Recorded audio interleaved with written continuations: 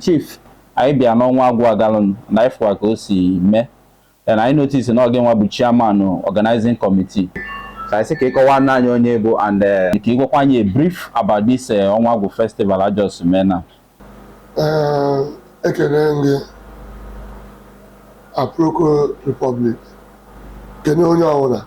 As now Prince Ifeanyi Onyesoh. Ake Buchiawa na I'm chairman organizing committee this 2024 one. Also chairman 2023 one. I'm chairman the Omenana Association. I'm a Agwu. As in Kamokulu Ofela. Working Eze Agwu Onyesoh. Eze Nani Ikwe. Kene Nwabie who Prince Onyesoh, the regent of the kingdom. Maka kene ndị cabinet Eze in council. Kafasi gbado anya nye ndị omenala nri ikike. Ewe na-eme Onwa Agwu anyị maka na ife ndị youth ji enwe aṅụrị recreate like esi wee kee Onwa Agwu in the first place. Let's go over and make MPU through Oba Romanus Okafor with the President General MPU. Okwesịrị nọ na MPU convention na US kịta arịbawe n'ọgawa. Isa PG anyị keneghi ịnwaka chịkọ n'ọba anyị. Anyị keneghi also for sponsorship and so many things. Ime Agwu a wee wuli ọrụ. Ezigbo ofela na ekele ndị niile rụrụ alụfọ ụka wee bịa maka Agwu a. Nke izizi with the chairman of the occasion. Chief Henry Mebuge Igwe Okpoko, now the chairman of the occasion, ably represented by Chief Okotu Egolu. We thank you all. I can hear him. Thank you. Then Chief, I got wife for a lot of people and the Biano Yellow, I for one day may sponsorship. So I'm we figure about those people be like a phone even in a galofuma. Then I walk away in the DFA. I'm alone, then I watch in the car from Malon the year. Because the BMA sponsorship, I can come far. The President General, he led all Cow Bluzoko. But I got what July committee, Dolo, contacted him first. He led the sponsorship program. Chief Romanus Okwato, Oba. I can Oba Chief Larry Epunife Okutolibe no we support all the Nyeri both in every ramification. We thank him so much. I can the Nigerian breweries and Anakwa Isaka Bucho. I can the regent of the kingdom. Keneze for the spiritual and moral support of Ifeanyi. Number one. I can so many people in so many capacity. And when we people like our great sons like Odogwu Asa. I had him mention 10 million that support. If the program someone and the MPU that sponsor, he gave that. He also gave some other monies for our women. Ekenemu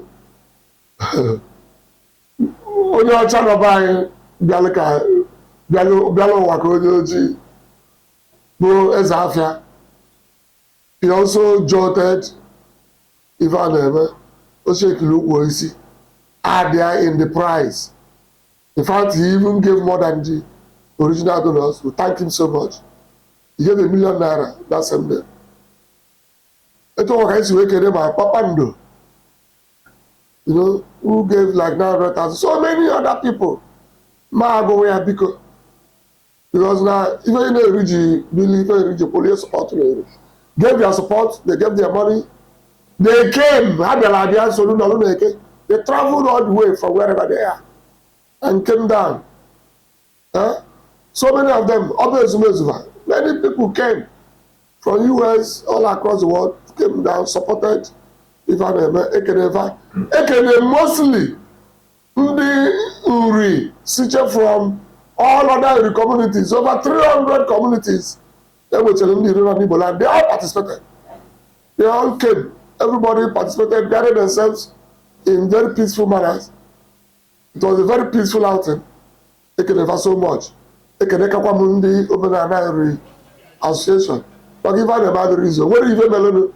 I know millions of even in that the content, the management capacity, the okay for now, and it will always improve. Kenekwa Mandi Golden Giri that came sponsored our meetings, meeting,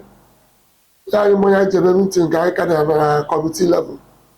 No lose hotel they couldn't reach before the journey. I'm gonna fire you. As like I Kenekwa, Mbinelaka, Erika, Maponye, Ralone, Gona Ezu, Nabiodo, Ogidiva. So many because we still appreciate you one way or another. Even in Laka, in any form. We're sitting down for Naiva, no guy can ever. In Kanke, would I can ever kind of be away? We can end in the Jan Lake. Mandi Simbabia, Corona owners, rural government, you, but government now. Government no do journey. I can the governor of Anambra State for being represented. Government is fully represented in security and otherwise. Never any name and never had a point. Iwu obodo isi onye ọwụna nwere onye mere ụgbọrọ ibia ụja nwere mere ibia arụ nwere onye si n'onwere ife efuru anyị kelere onye ọbụla wee na-asị biko ekele ka anyị na-enye wee na-akọwakwa na anyị ebidokwa kịta akwadobe maka arọ ọzọ na-abịanụ wee na-ayọ ndị iri niile ndị ka mụtara ụmụaka nwoke onye ọbụla durata ụmụ ya na towards December before 24th of December anyị nwere ụlọga eriwe isi mmọnwụ anyị amakwa mmọnwụ wee the process of ịma mmọnwụ ka young males makwa mmọnwụ wee prepare for next Onwa so that every other person can participate evenly. N'ozi na nkelele onye ọbụla na-asị na ihe maintain omenala anyị kedu ife anyị na-etinye aka na ya kedekwa ndị kọvala anyị ma ndị midia African Republic ndị Uri Heritage Robinson Fadu ma ndị sponsored by CNN ma ndị DSTV bịanụ. We greet all of you, we thank you ma ndị akpọ ma ndị anyị akpọrọ anyị kedechara unu. Thank you. Okay, Chief, because last one before I drop here. I bịakwa ifo ndị committee gị na-alụ ọrụ ha ncha niile ha gbani well. So give anyị we can expect from this same committee na next year. As in a journey of 1,000 miles begins with a single step.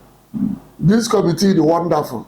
In the committee, Onwa Agwu, onye ọbụla lụrụ ọrụ ka Jackie in a very short time.